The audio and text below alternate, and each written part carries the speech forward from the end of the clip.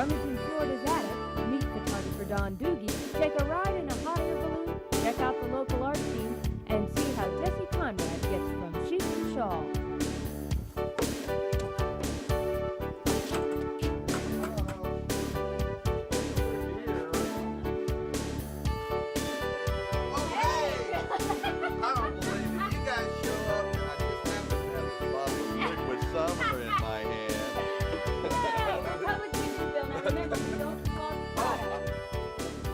Yeah, I'm ready. Is everybody ready, George? Everybody ready? Yep. Okay. All right, here we go. Quiet on the set. Rolling. Hi, I'm Bill Wharton.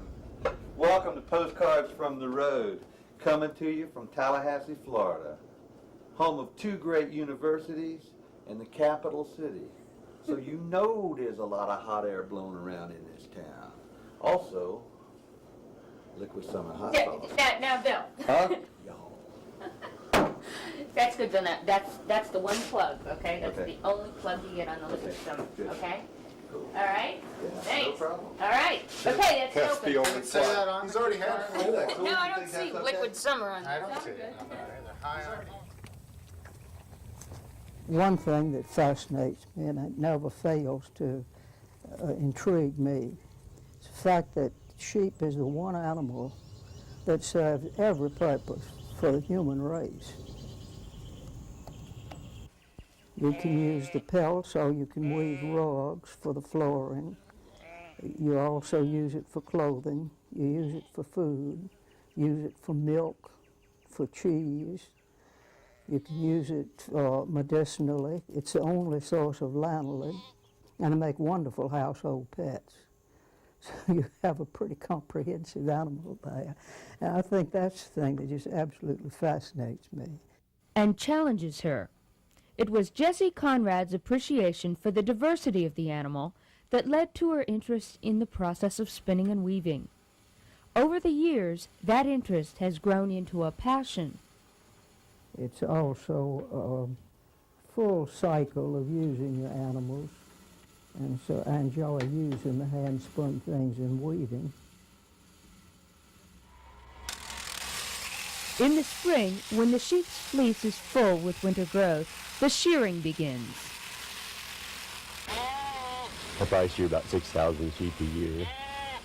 The sheep will work with you if you work right, but if you try to use your muscles, they'll just about kill your muscles. But in your back, there's ways you can just rest while you're shearing if you know how to hold them. I think the first day I ever sheared a sheep, I sheared 7, and I couldn't even hardly straighten up. I'd walk better bent over than straight. Shearing as much as 15 sheep in an hour, the Conrad flock can be defrocked in less than a day. When she's ready to use the wool, Jessie washes it in the lake. Using no cleansers or chemicals, she gently agitates the basket of fleece until the dirt and oils are gone.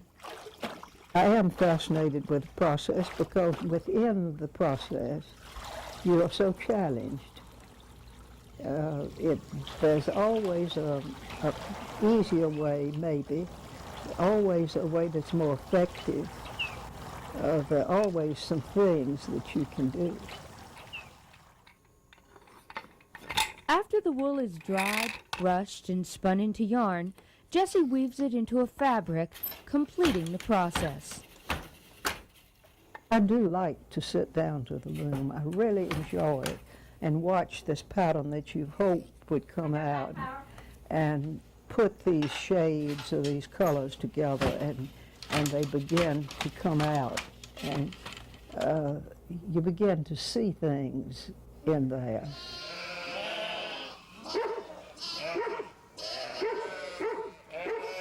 They're very smart animals. They're more peaceful than a lot of animals. They're not aggressive, but they can butt and they can fight. They have personalities. They're very much given to making a path and going that same path all the time. All in all, they're an intriguing animal.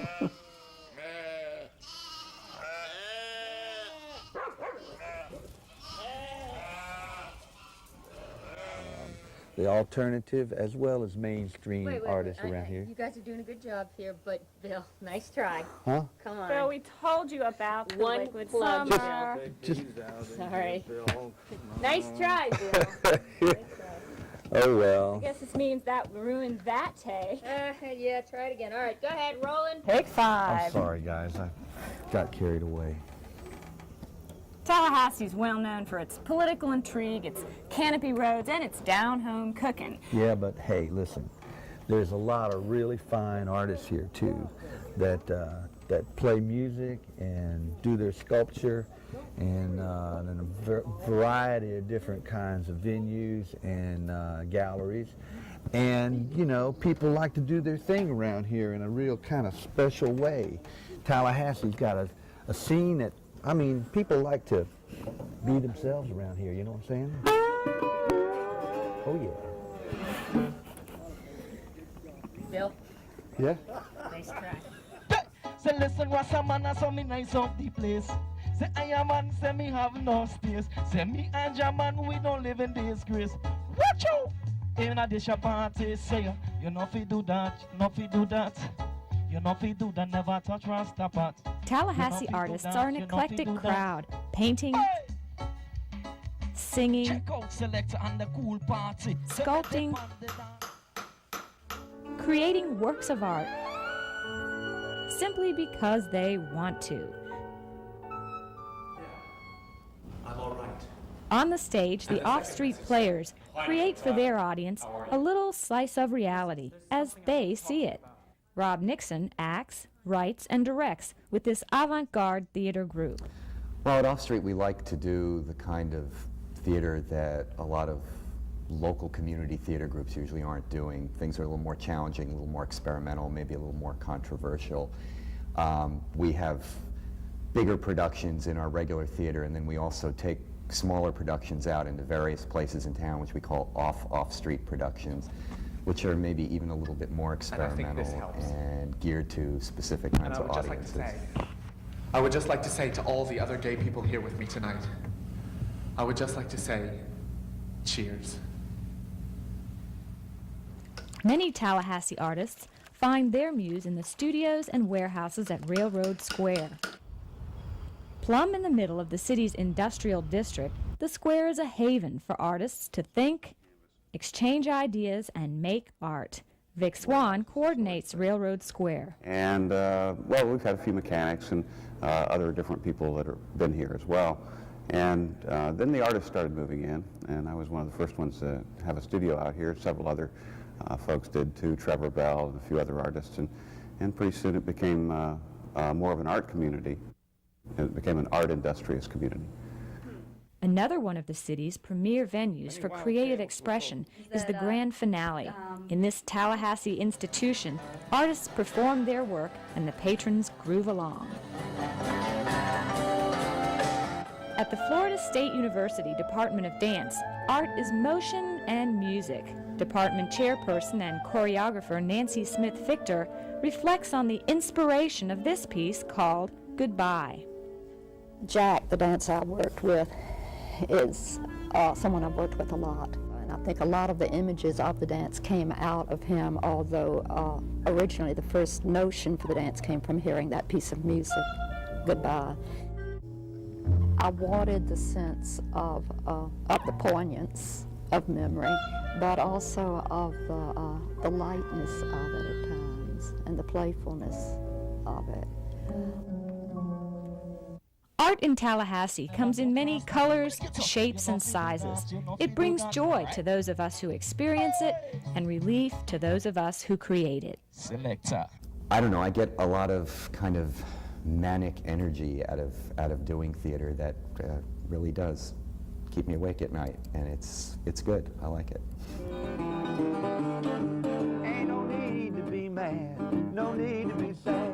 Them Tallahassee women drank every dime I had. I'm going to Tallahassee.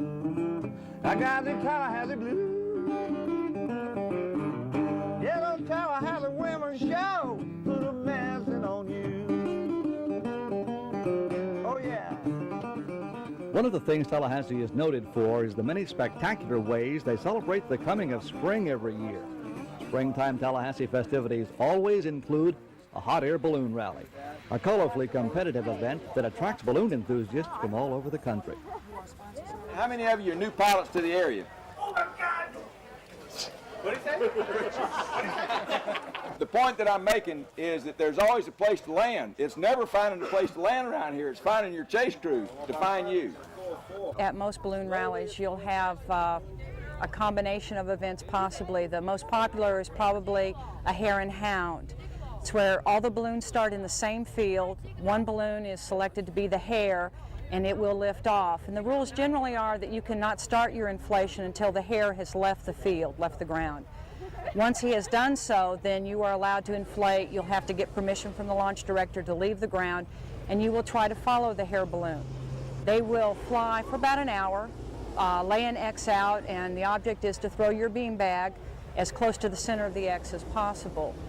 The other one that's most popular is called a C&T, where there's a designated field that the X will be in, and the object is to go out somewhere in the locale, lift off, and fly into that field.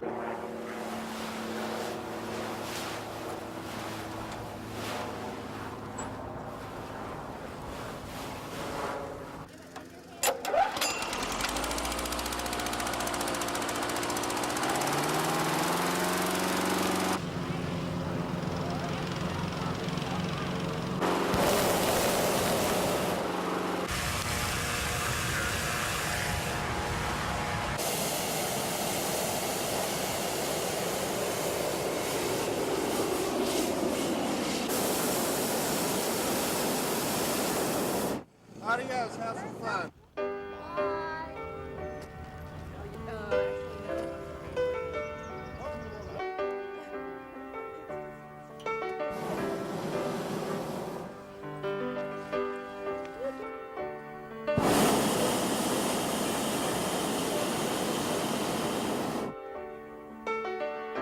In 1783, the Montgolfier brothers in France were paper makers. And in the winter months, with the fire going in the house, they would notice the wife's skirt billowing. They assumed it was based upon the smoke, not the heat. And so in their first attempts, they dealt a lot of burning rubbish to generate lots of smoke to lift off. The first, actually, passengers were farm animals. And when they survived it, it was decided that maybe man could then fly. It looks like we go on a bit, and it's going to be easy. I may go on a little further. If not, we'll be out here by the vineyard. It's calm on the surface, very calm on the surface, but boy, 50 feet up there, it's... Yeah. The legend is that, well, actually it's proven that some early balloonists were actually murdered by the local farmers. We had to put this in perspective. They'd never seen anything fly. Somebody came up with a bright idea to carry a bottle or two of champagne to give to the farmers, to prove A, they're from planet Earth, and B, thank them maybe for knocking down a little corn or whatever, because they had no control over the balloons. So ever since then, we've linked champagne to a balloon flight. Stay right here. Perfect. I like this place. Oh, it's terrific. I loved it. So exciting. It's wild, but it's serene. That's what's so nice about it. Gosh. The winds have welcomed you with softness. The sun has blessed you with his warm hands. You have flown so high and so well that God has joined you in laughter and sent you gently back into the loving arms of Mother Earth. You just both kissed the ground that you were back, and that's it.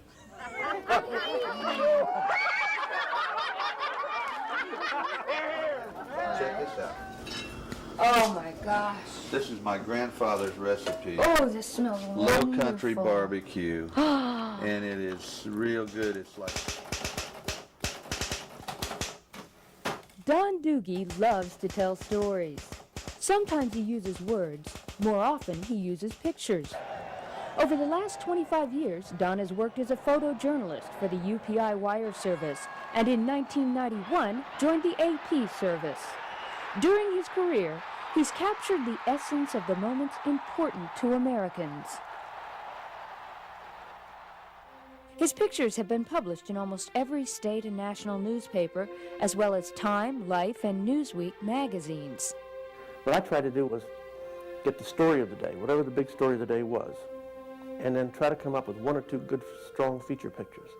Don's approach to his craft sets his work apart from many photographers.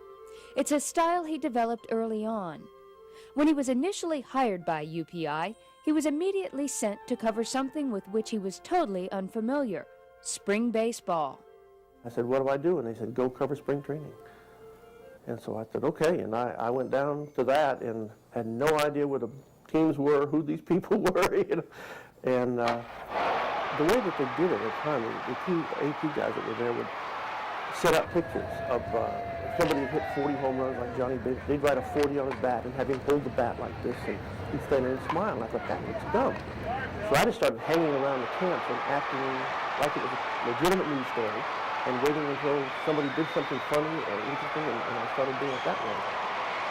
In 1978, when Doogie was covering football, he took the picture that told the story that cost Coach Woody Hayes his job. Ronald Harris was shooting with me, and we had agreed. I told him that I'd like to stay on the sideline with Woody Hayes. I'd seen him all these years kicking people, kicking photographers, and pushing photographers, and punching photographers. And no one ever struck back at him and said, hey, you know, we're human beings too, you can't do that. So I told her I'm going to stay with Woody Hayes during the Gator Bowl games, Clemson and Ohio State. And Clemson was winning, and Ohio State was starting to drive, and they threw a pass, Clemson intercepted and ran in the end zone, and I didn't see the guy, but they understand the guy caught the pass, or intercepted the pass, waved the ball in front of Hayes' face, and he started swinging. The following morning, his now famous picture showed up in almost every newspaper in the nation. That same morning, Coach Hayes was fired. If he's known in the world of sports as the guy who sunk Coach Hayes, his image around the Florida State Capitol building is much more benevolent. In fact, Doogie is so well liked by the politicians he covers that the Florida House of Representatives passed a resolution honoring him in 1988. You get to be friends over the years with a lot of them, and the amazing thing is they don't think of you as a newsman or reporter. You're that nice guy who gets a picture in the paper, and it doesn't seem to matter what kind of picture it is. It's their picture in the paper, and they like it.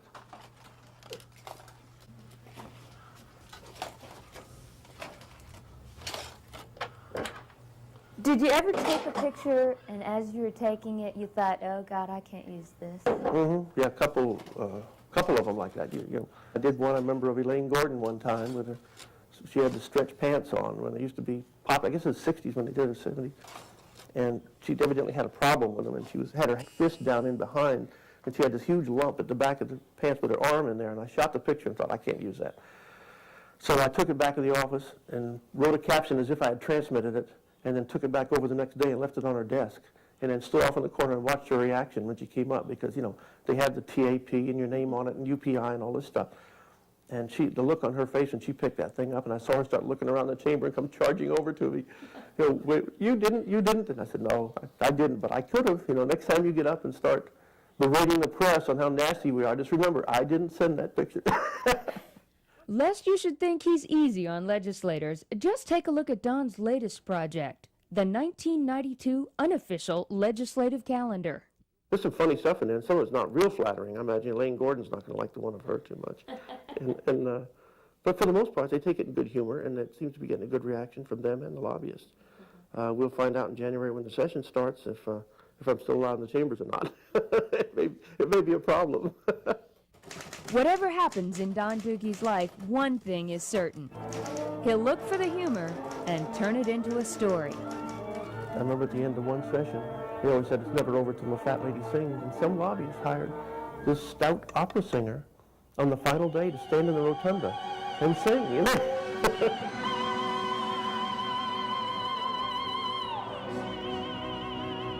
Save in. Save in. Oh, you're rolling? Gee. If you've ever visited your grandparents' house, you'll find that they have a lot of hidden treasures in their attic. That's what we found here at the Florida Museum of History's storage space. The Museum of Florida History is chock full of artifacts that Tallahasseans can see to get a taste of old Florida. But not everything the museum has is on display. In fact, only about 6% of the museum's treasures are visible to the public, which led us to the museum's storage space. We have a number of things on exhibit in the main gallery downstairs and also in the old Capitol and the Union Bank. We do, though, have a large storage area for the things that are not on exhibit. It's quite usual for museums to have less on exhibit than in storage.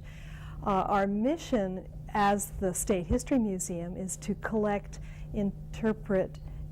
preserve, and interpret the history of the people of the state of Florida.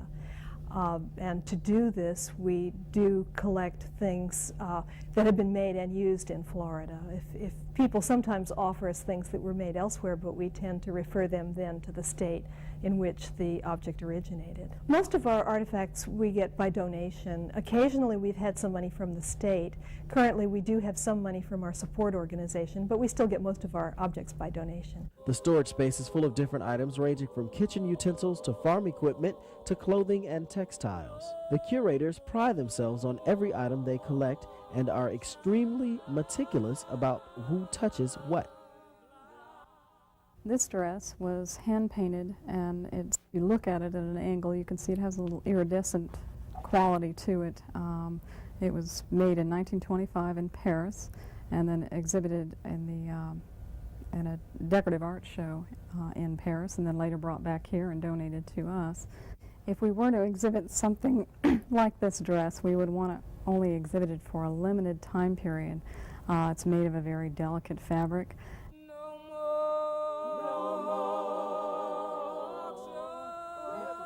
This dress is from the 1880s. What makes it so special is that it's not a wedding dress, which most people save, but it's an everyday dress. We have quite a number of dresses. Like any collection, we lack everyday objects. People save wedding dresses, their grandmother's wedding dress. They, in some instances, reuse them later. But that's not always true with everyday dresses. We have one dress, for example, from the 1880s that was worn here in Tallahassee. It's a very plain cotton blue and white striped dress that's got puff sleeves, but it's not very lacy and doesn't have pearls. So. The museum storage space, however, is not open for the public, and it's unfortunate because there's more history packed between these four walls than any history book can ever encompass.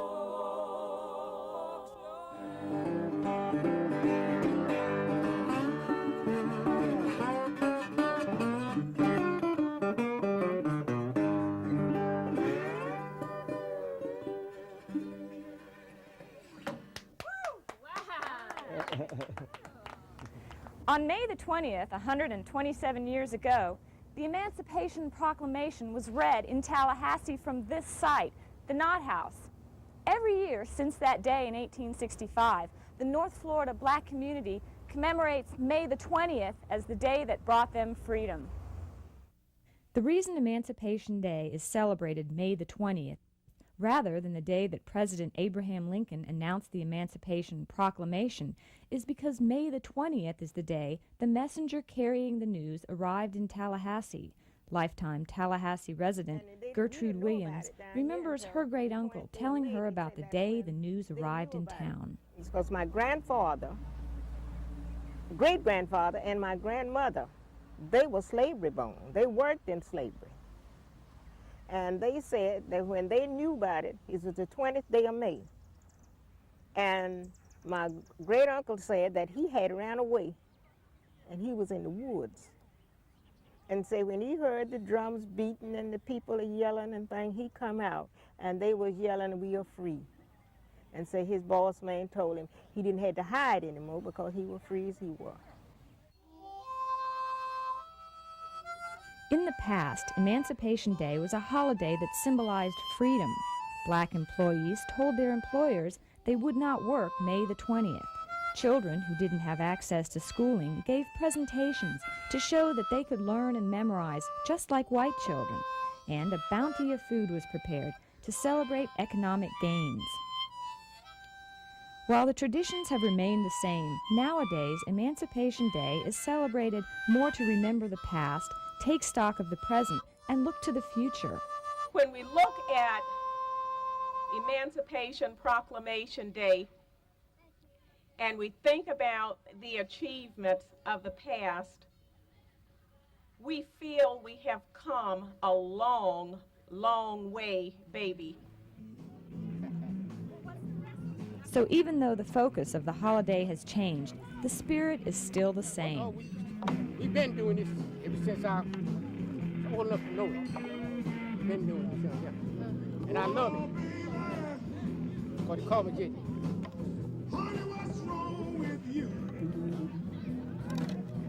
Is that dancing over? Yeah, it is. Look at him.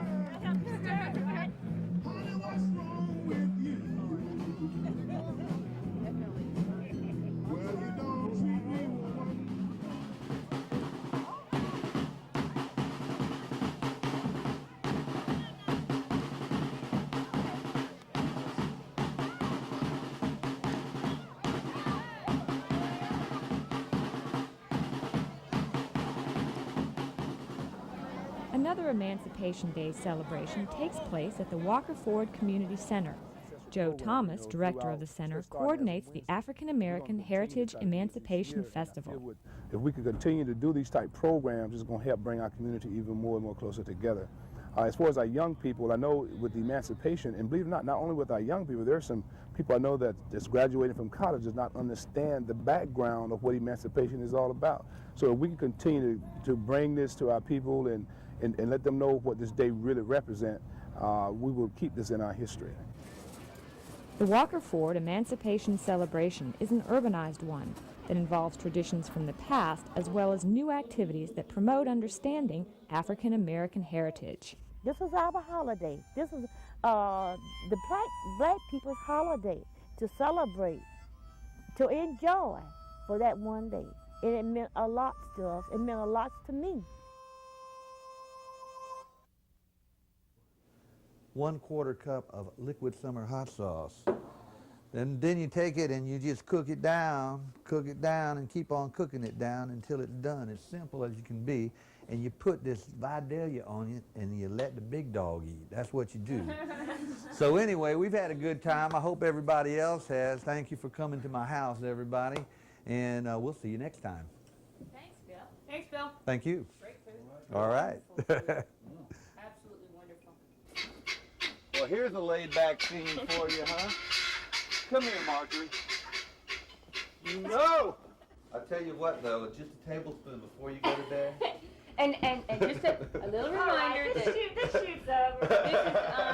this is public TV and we can't Yes. plug a product. Right, so, of course. Okay. We don't want to talk about liquid summer hot sauce. Basically, it's a story about alternative, different kinds of art. Right. So the lead-in is I'll say something like, You really want to know what the secret Well, Bill, ingredient is? everybody else has done it, and I don't want to pressure you or anything. That was when you were at the bomb disposal. Yeah, right. Nitroglycerin. Oh man, when did you start cooking this? Last night. It is wonderful. Smell this, John. Here, smell. Mmm. Can you smell it? What's more than 30 seconds? Trisha, me close. Okay, you can stop it now.